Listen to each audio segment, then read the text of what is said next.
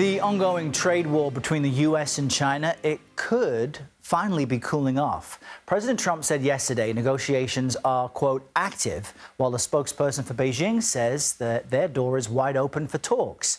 However, this morning, China denied that negotiations were already underway.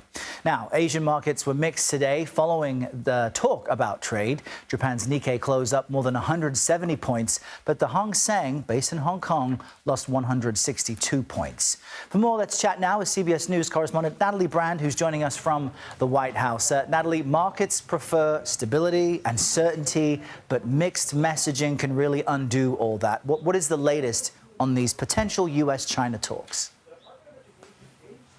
Yeah, well, we still don't have details, Errol, or specifics from the White House on any formal talks or negotiations underway. But the president, when pressed by reporters yesterday, said that they are actively talking, that the U.S. will get what he called a fair trade deal with China. But our own Nancy Cordes pressed him on how long before he would bring down the current 145% tariff on Chinese imports. And he didn't really give a clear answer, but said that within a couple of weeks, 2 to 3 weeks, if the U.S. can't get a deal with a country, then there would be a set tariff. And he seemed to be speaking broadly about all of the negotiations underway. Meanwhile, you have the Treasury Secretary, Scott Bessent, who has said this week that there are not formal negotiations underway when it comes to, really getting a deal on paper. But he has signaled optimism, a sense that both sides want to de-escalate. Here's more of his remarks.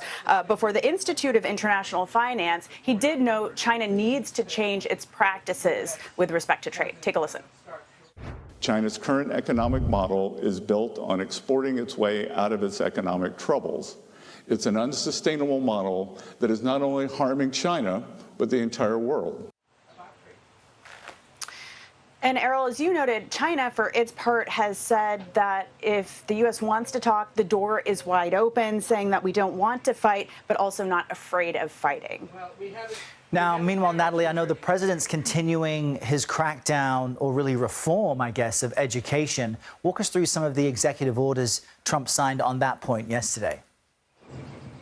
Yeah, there are a number of executive orders, but one of the big ones with respect to higher education was trying to change the process, really, of accreditation, which is based on third-party groups, which he called pushing woke ideology. So he really wants to try to change this to make accreditation based on what he called results and merits, and try to prevent what he and the administration believes is ideological overreach. He also signed an order to enforce laws requiring universities to disclose when they accept large foreign gifts. And the president's aide with him yesterday during this signing called out Harvard specifically as the fight between the Trump administration and Harvard. We've seen that escalate as the administration has tried to exert more authority over elite institutions, Errol.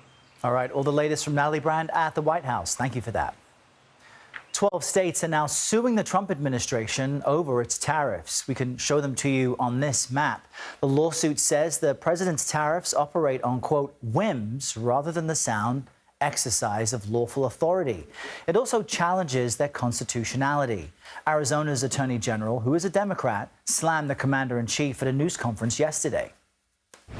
It is about defending our constitutional system, and it's about reminding this administration yet again that no one, not even the President of the United States, is above the law.